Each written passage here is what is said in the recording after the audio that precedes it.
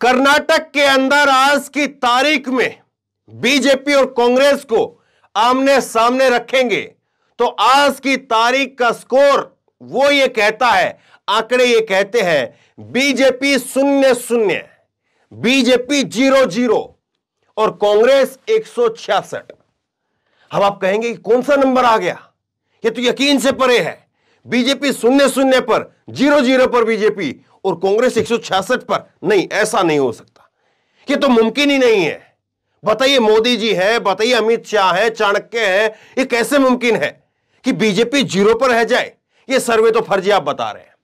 दरअसल ये सर्वे नहीं, ये आंकड़े हैं, आज के आंकड़े हैं। और ये कौन से आंकड़े हैं, ये आंकड़े आपको क्या कहते हैं और इन आंकड़ों के जरिए कौन सी तस्वीर बनती है, उस पर मैं बात करूंगा।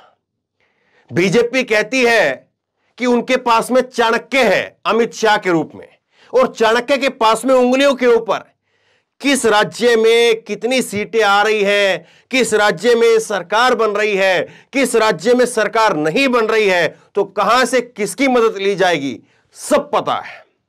और इसीलिए पहले से, चुनाव के पहले से घोषणा कर देते हैं कि गुजरात में 150 सीट, फला जगह पर इतनी सीट, फला जगह पर इतनी सीट।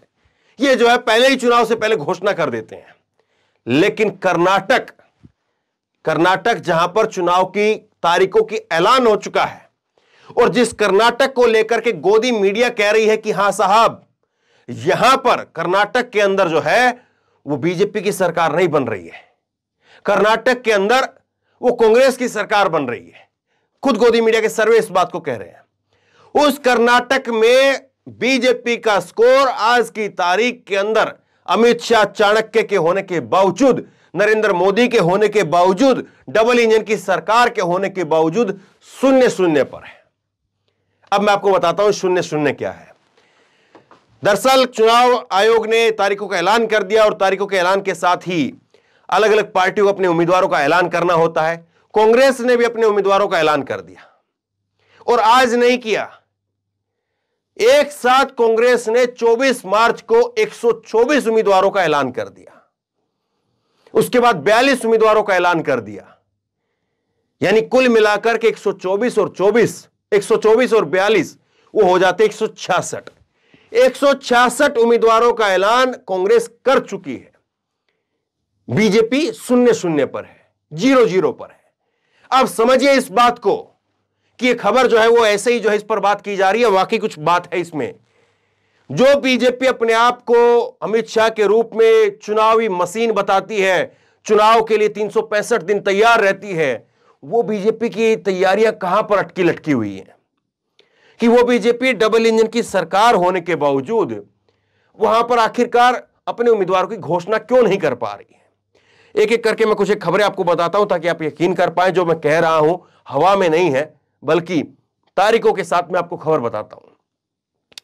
ये खबर आप देखिए, आज तक की खबर है, और ये 25 मार्च की खबर है। 24 मार्च को लिस्ट आ गई थी, 25 मार्च को जो है खबर छपी है, 24 मार्च को देर शाम लिस्ट आ गई थी। कर्नाटक चुनाव कांग्रेस ने जारी की 124 उम्मीदवारों की लिस्ट। खड़गे के बेटे को मिला टिकट, इस टिकट से लड़ेंगे डीके शिव कुमार। तो बताया कि 124 लिस्ट जो 124 सीटों के ऊपर उम्मीदवारों की लिस्ट घोषित कर दी गई है, और कहां कहां से कौन कौन से बड़े नेता जो है लड़ेंगे, ये छापने का जो है चुनाव की जो सीटें होती हैं उनको छापने का तरीका जो है वो अलग अलग वेबसाइट पर ऐसे ही होता है। तो 25 मार्च को 24 मार्च को 124 सीटों का ऐलान कांग्रेस की तरफ से एक मुश्त कर दिया जाता है। जिस राज्य में 224 सीटें हैं विधानसभा की, जिस राज्य में बहुमत के लिए 113 का आंकड़ा चाहिए, उस राज्य में पहले ही झटके में कांग्रेस 124 उम्मीदवारों का ऐलान कर देती है। अब उसके बाद में कल जो है परसों 42 सीटों का और ऐलान कर दिया। यह खबर आप देखिए, कर्नाटक चुनाव कांग्रेस ने जारी की दूसरी लिस्ट। बीजेपी की 3, जेडीएस की 1 बागी सहित 42 उम्मीदवारों की लिस्ट जारी कर दी गई। यह 6 अप्रैल 2023 की खबर है।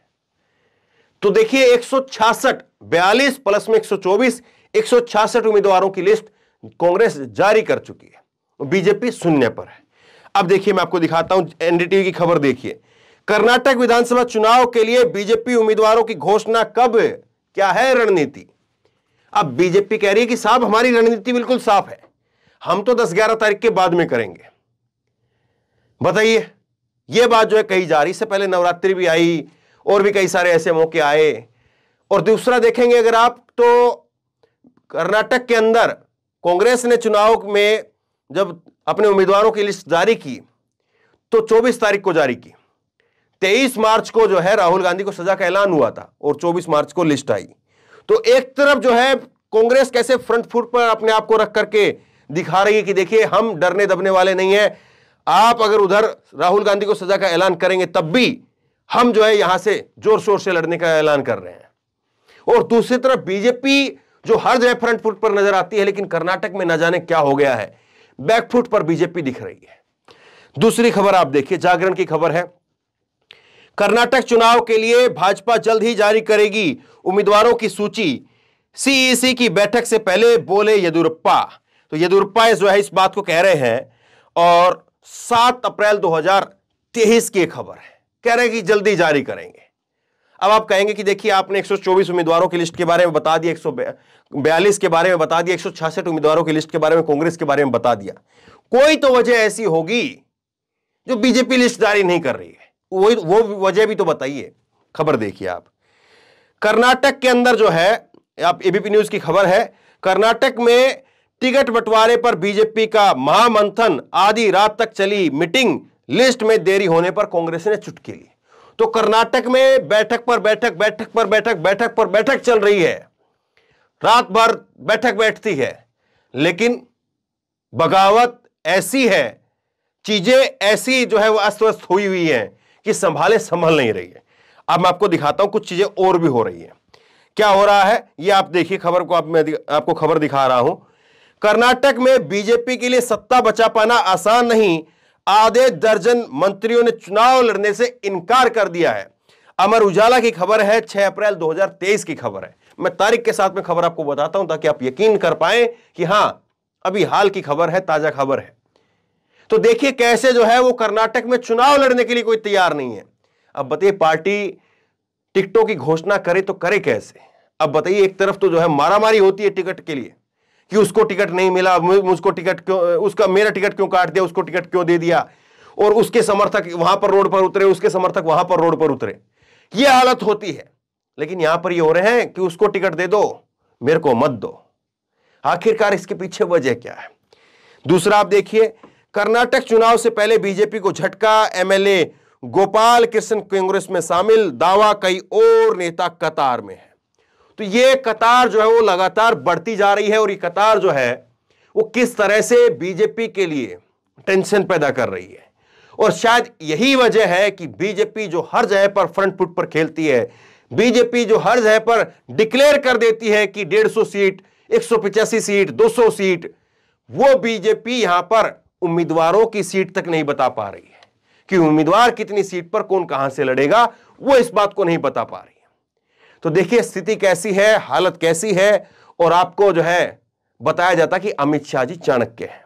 अगर चाणक्य हैं तो कांग्रेस से हो जाता है कभी जो है आगे पीछे चले जाते हैं लोग, लेकिन इतने दिन 24 मार्च और आज तारीख आप देखिए 8 अप्रैल, तो कितने दिन जो है 15-20 दिन हो गए। अगर आपको किसी सीट पर देखना होता है कि हाँ इस उम्मीदवार को उतारा है कांग्रेस ने तो हम इसके सामने ये उतारें, उसको उतारा है तो उसके सामने इसको उतारें, वो 2-3 दिन के अंदर कैलकुलेशन हो जाता है। लेकिन तैयारी नहीं है, अंदर खाने क्या मचा हुआ है, क्या भगदड़ मची हुई है, समझने की कोशिश कीजिए। तो बहरहाल शेयर कीजिए इस खबर को, लोगों तक पहुंचाइए। आप क्या सोचते समझते हैं नीचे कमेंट बॉक्स में अपनी राय लिख करके मुझे जरूर बताइए।